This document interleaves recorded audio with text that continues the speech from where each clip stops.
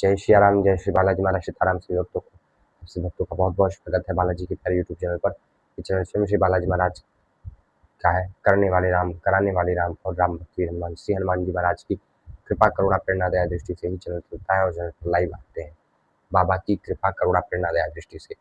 आज सभी को मंगलवार व्रत किस प्रकार से करना है, किस प्रकार से मंगलवार व्रत की विधि है, ये आज आप सभी को बताने वाले हैं कि मंगलवार जो है, ये मंगलवार के व्रत को कैसे रखते हैं। कई भक्तों का, कई शिष्यों का ये प्रश्न रहता है, गुरु जी भैया मंगलवार का व्रत किस प्रकार से रखना चाहिए, मंगलवार का व्रत किस प्रकार से हम रख सकते हैं, किस प्रकार से हमें रखना चाहिए, क्या क्या नियम रहते हैं मंगलवार के व्रत। और जिनको ब्लड प्रेशर बीपी है, ठीक है, वो क्या करें, बीपी लो हो जाता है, नमक नहीं खाते हैं, बीपी लो हो जाता है, वो भक्त क्या करें।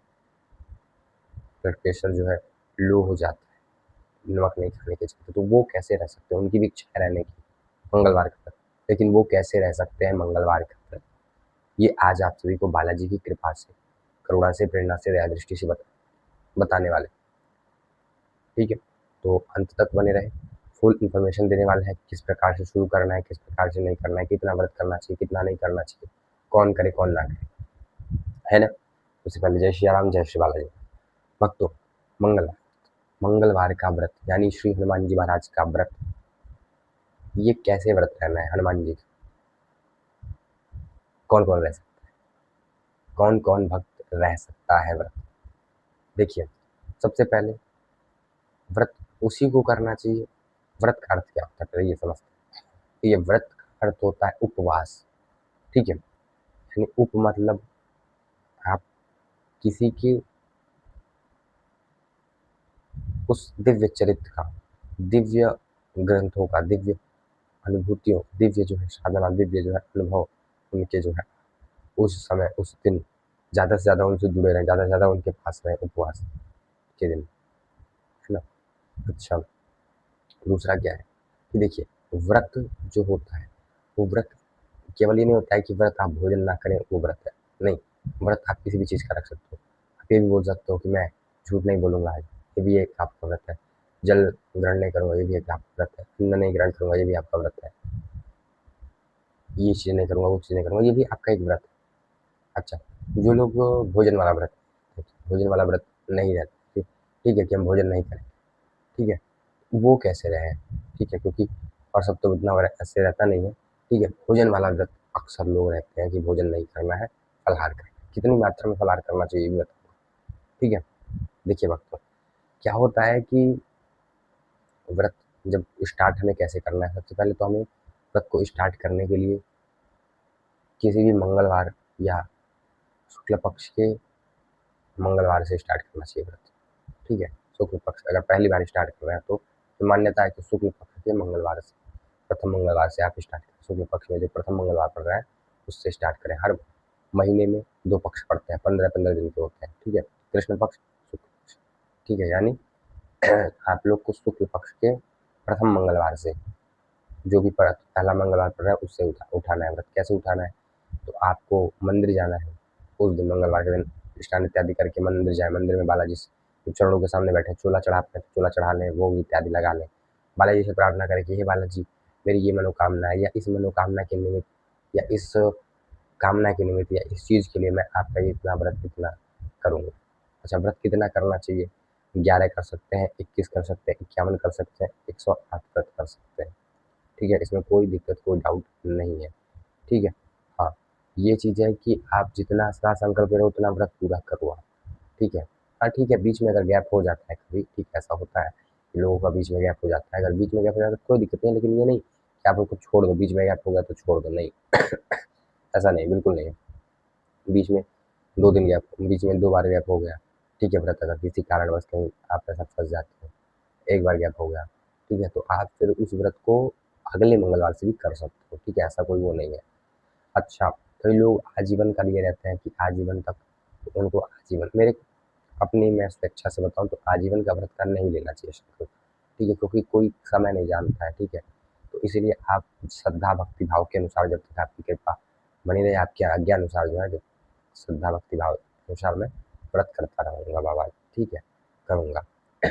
आजीवन का मतलब होता है आजीवन जब तक आप रहो। अब मान लो आजीवन में बुढ़ापे में किसी का तबीयत खराब अगर नहीं रहता है तो आप पड़ेगा, उसका संकल्प टूटेगा, है ना? तो आजीवन का ना ले, हाँ, श्रद्धा भक्ति भाव से आप कृपा बनाए रखें तो आपका व्रत करते रहेंगे हम, ठीक है? ये बोले। अच्छा, ये प्रार्थना करके आ जाएँ आप। उस दिन आपको ज़्यादा से ज़्यादा सीताराम नाम का जप करना चाहिए, ठीक है? मंगलवार के दिन। और अगर किसी काम नाम जप करना चाहिए, ठीक है?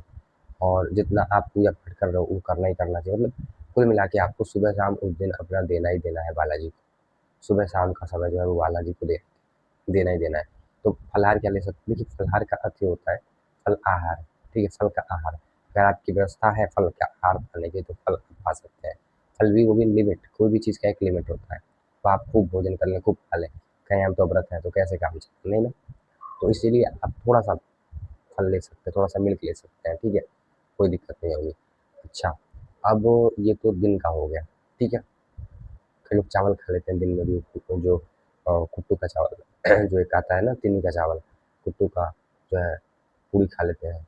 तो ये गलत है, ठीक है? पूड़ी नहीं खाना चाहिए, वो अन्न हो जाएगा आपके लिए। भले वो है फलाहारी लेकिन वो अन्न हो जाएगा, चावल नहीं खाना है, ठीक है? तिन्नी का। शाम के समय आप भोजन कर सकते हैं। शाम के समय भोजन क्या करना चाहिए? शाम के समय आप मीठे से अपना भोजन कर सकते हो, जैसे पराठा हुआ, हलवा हुआ, पूड़ी, खीर हुआ, पूड़ी हलवा हुआ, ठीक है? और भी मीठा चीज़ हुआ, लड्डू पूड़ी हुआ, ठीक है? चाय पूड़ी हुआ, चाय पराठा हुआ, दही पराठा हुआ, जो भी आपकी व्यवस्था है मीठा में, ठीक है? मीठा। अच्छा, चावल खा सकते हैं क्या?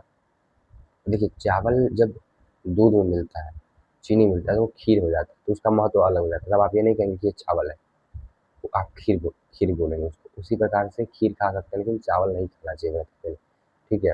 हनुमान जी की। अच्छा, जिन लोग को ब्लड प्रेशर है, जिन लोगों को बीपी है, वो क्या करें? वो कैसे व्रत रखें? ये डाउट रहता है लोगों को। मैंने भैया हम अगर नमक नहीं खाएँगे तो परेशान हो जाएँगे।